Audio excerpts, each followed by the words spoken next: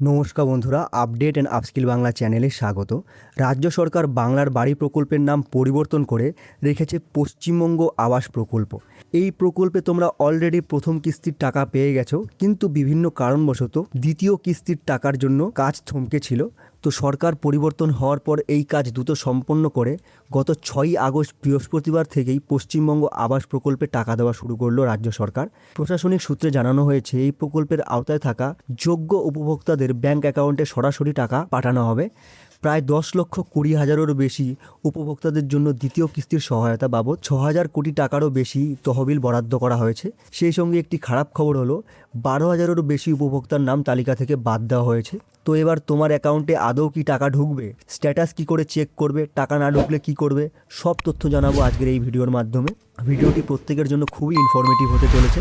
পশ্চিমবঙ্গ আবাস প্রকল্পে সাধারণত মোট আর্থিক সাহায্য কয়েকটি কিস্তিতে বা ফেজে উপভোক্তাদের ব্যাংক অ্যাকাউন্টে প্রদান করা হয়।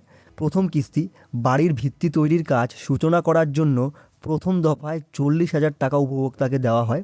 এরপর দ্বিতীয় কিস্তি, প্রথম কিস্তির টাকায় বাড়ির কাজ শুরু হয়ে লিন্টেল পর্যন্ত কাজ সম্পন্ন হলে সরকারি প্রতিনিধিরা তা পরিদর্শন ও ছবির মাধ্যমে যাচাই করবেন। এই যাচাই পর্ব সফল হয়ে গেলে দ্বিতীয় কিস্তিতে 60,000 টাকা দেওয়া হয়। পরবর্তী বা শেষ কিস্তি, ছাদ বা সম্পূর্ণ নির্মাণ কাজ সমাপ্তির পর বাকি 20,000 টাকা অ্যাকাউন্টে জমা করা হয়।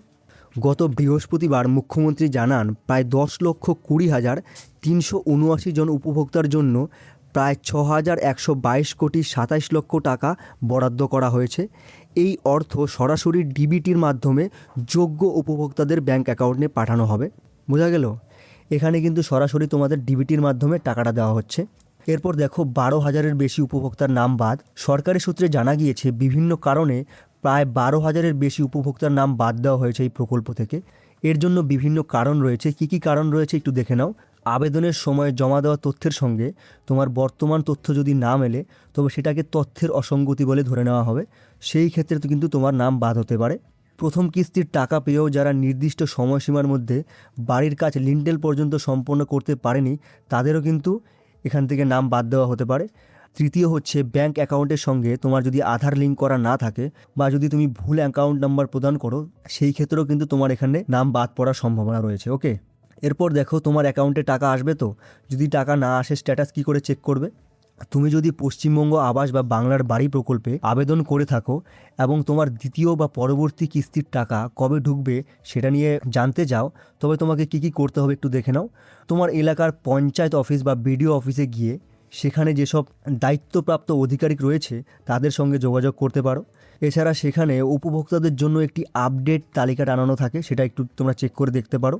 অথবা তুমি নিজের Aadhaar card number, job card number বা আধারযুক্ত আবেদনপত্র দিয়ে যাচাই করে নিতে পারো। ওকে, যারা শহরের বাসিন্দা রয়েছে তোমরা তোমাদের নিকটবর্তী পৌরসভা বা বড় অফিসে গিয়ে পশ্চিমবঙ্গ আবাস বা বাংলার বাড়ির বর্তমান স্ট্যাটাস নিয়ে জানতে পারো। ওকে, এরপর দেখো যাদের টাকা এখনও ঢোকেনি তারা তোমরা কি করবে। তো যদি তোমার এরকম কোনো পরিস্থিতি হয় যে তোমার টাকা ঢোকেনি, তো সেই ক্ষেত্রে তুমি কি কি করতে পারো সেগুলো একটু দেখে নাও। প্রথমত তুমি যেটা করতে পারো, তোমার ব্যবহৃত ব্যাংক অ্যাকাউন্ট অবশ্যই এনপিসিআই ম্যাপিং বা ইকেওয়াইসি সম্পন্ন থাকতে হবে। যদি সেটা না থাকে তাহলে কিন্তু সরাসরি ডিবিটির মাধ্যমে তোমার অ্যাকাউন্টে টাকা পাঠানো যাবে না। যদি টাকা পাঠানো হয় সেটা কিন্তু তোমার অ্যাকাউন্টে পৌঁছবে না। তো এটা যদি না থাকে তোমাকে এটা আপডেট করতে হবে।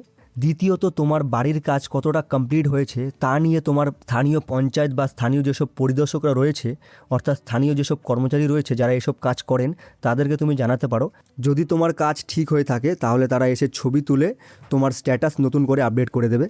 তৃতীয়ত ব্লকে গিয়ে তোমার আবেদন নম্বর বা আধার কার্ড জমা দিয়ে তোমার কোথায় ভুল রয়েছে বা কোথায় হোল্ড ফ্ল্যাগ রয়েছে তা জেনে নিতে পারো। ওকে, তো এই ছিল আজকের আলোচ্য বিষয়, যেখানে আমি তোমাদের মোটামুটি সমস্ত কিছু বুঝিয়ে দিলাম। সরকারের তরফ থেকে যে প্রেস নোটটা রিলিজ হয়েছে সেটা আমি নিচে ডিসক্রিপশনে দিয়ে দেবো, তোমরা চাইলে দেখতে পারো। আর যদি ভিডিওটা ভালো লাগে তাহলে অবশ্যই একটি লাইক করে দিও, চ্যানেলটাকে সাবস্ক্রাইব করে বেল আইকনটিকে অল করে রেখো। আবার দেখা হচ্ছে খুব তাড়াতাড়ি, ততক্ষণ জন্য টাটা, বাই।